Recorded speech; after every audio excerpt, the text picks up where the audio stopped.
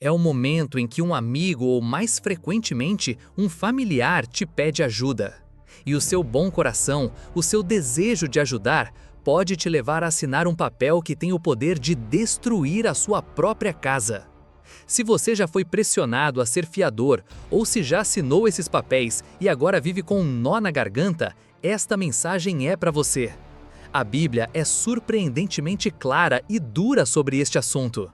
Mas ela não oferece apenas avisos, ela também oferece um plano de fuga para quem já está enredado. Agora, para você sentir a angústia, o perigo real de colocar o seu nome e o seu patrimônio para garantir a dívida de outra pessoa, imagina a cena. Um homem da nossa comunidade, um marido e pai exemplar, um homem que amava o seu irmão mais novo e sempre o tinha ajudado. A história dele é um testemunho arrepiante de como uma assinatura, motivada pela boa intenção, quase lhe custou a casa, o casamento e a paz.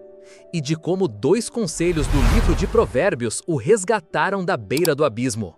Agora, para você sentir a angústia, o perigo real de colocar o seu nome e o seu patrimônio para garantir a dívida de outra pessoa, imagina a cena.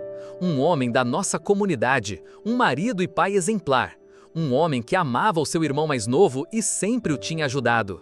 A história dele é um testemunho arrepiante de como uma assinatura, motivada pela boa intenção, quase lhe custou a casa, o casamento e a paz. E de como 2 conselhos do livro de Provérbios o resgataram da beira do abismo. O irmão mais novo chegou com uma história convincente. Uma oportunidade de negócio imperdível, um empréstimo pré-aprovado, mas que exigia um fiador por causa do seu histórico de crédito. É a minha grande chance, irmão. Eu só preciso do teu nome. Eu nunca te deixaria na mão. Nós somos família, disse ele. A pressão emocional foi imensa. A esposa do nosso irmão expressou a sua preocupação. Isso é seguro? E se algo correr mal? Mas o desejo de não parecer desconfiado, de não quebrar o laço familiar, falou mais alto. Ele disse o sim, que mudaria a sua vida. Ele foi ao banco, assinou os papéis, deu a sua mão, a sua palavra, a sua casa como garantia pela dívida do seu irmão. E, nos primeiros meses, tudo parecia bem. O irmão pagou as 2 primeiras prestações, o assunto foi esquecido. Até que o telefone tocou. Era do banco. A prestação do empréstimo do qual o senhor é fiador está em atraso. Ele ligou para o irmão. Desculpa, tive um imprevisto, mas pago na semana que vem. Mas ele não pagou. E o telefone voltou a tocar. E depois uma carta de cobrança, e outra, e mais outra. A dívida agora era oficialmente dele. As desculpas do irmão tornaram-se mais esparsas, os telefonemas não atendidos. A situação chegou ao ponto de ebulição quando a notificação oficial do banco chegou pelo correio. Se a dívida não fosse paga, o imóvel dado em garantia, a casa da sua família, seria executado.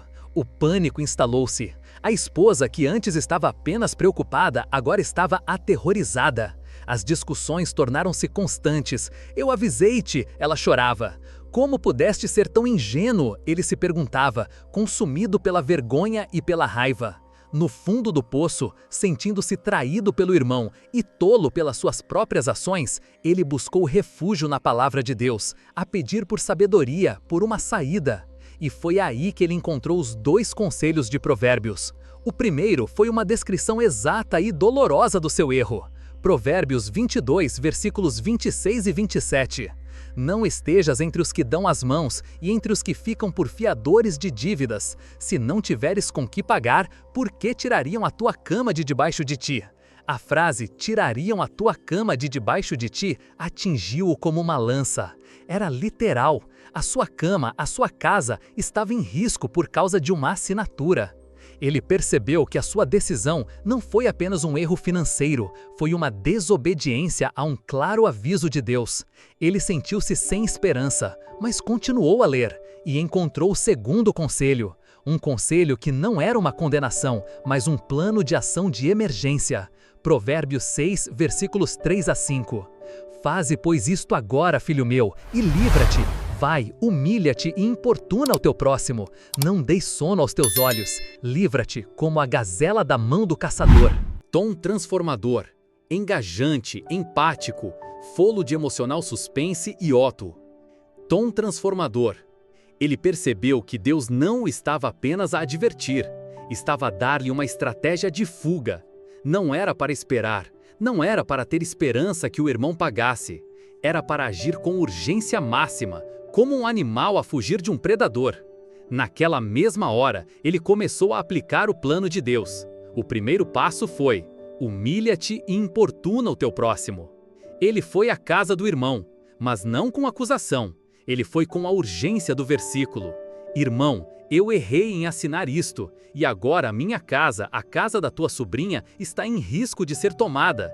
Eu não vou sair daqui enquanto não fizermos um plano para resolver isto agora. Ele importunou o irmão, ligava todos os dias, não com raiva, mas com foco. Ajudou-o a listar bens que poderia vender. Ajudou-o a procurar formas de fazer renda extra. Não deu descanso, não deu tréguas, exatamente como a Bíblia mandou. O segundo passo foi: não deis sono aos teus olhos. Ele e a sua esposa sentaram-se e, com dor no coração, fizeram o seu próprio plano de emergência. Eles puseram o carro à venda, cortaram absolutamente todas as despesas. Ele começou a fazer trabalhos extra nos fins de semana. Eles trataram o problema do irmão como se fosse o seu próprio incêndio para apagar. A combinação da pressão incessante e da demonstração do seu próprio sacrifício finalmente quebrou a inércia do irmão. Vendo que a casa do irmão estava realmente em jogo, ele vendeu o seu próprio carro e alguns equipamentos do negócio falhado. Juntando o dinheiro, eles conseguiram negociar a dívida com o banco e quitar o saldo devedor. A ameaça sobre a casa foi removida. O nome do nosso irmão estava limpo. O relacionamento com o irmão ficou abalado, mas com o tempo, a honestidade brutal abriu caminho para uma nova maturidade. Mas o mais importante, o casamento dele foi salvo. A sua esposa viu-o humilhar-se e agir com uma determinação feroz para proteger a família, e a confiança foi restaurada. Essa lição sobre os perigos do mundo real e a sabedoria protetora de Deus conecta-se ao vídeo anterior, lembra? Ela se sentia pobre perto das amigas ricas, até este versículo libertador. Num, Deus nos liberta da armadilha da comparação, neste, da armadilha da fiança. Ambos mostram como a sabedoria de Deus nos protege das armadilhas internas que ameaçam a nossa paz. O link para esse vídeo libertador está na descrição. E prepare o seu coração, porque o nosso próximo vídeo vai tocar numa das dores mais profundas. O título será: Ela perdeu o bebê e afogou a dor em compras, até estes 3 versículos de cura. Será uma história de cura e esperança sobre como lidar com o luto de uma forma saudável, sem usar o dinheiro ou as compras como uma fuga, e encontrar a verdadeira consolação na palavra. É uma mensagem muito importante, por isso inscreva-se. Se esta mensagem de advertência e os conselhos de Provérbios foram úteis para você, se abriram os seus olhos para este perigo, deixe o seu like. O seu gesto ajuda esta sabedoria protetora a chegar a mais pessoas de bom coração. E use os comentários para partilhar. Você já passou por uma situação parecida? Ou já lhe pediram para ser fiador? Como você lidou com isso? E não se esqueça de me contar de que cidade você está assistindo. A sua história pode ser o alerta que salva outra família.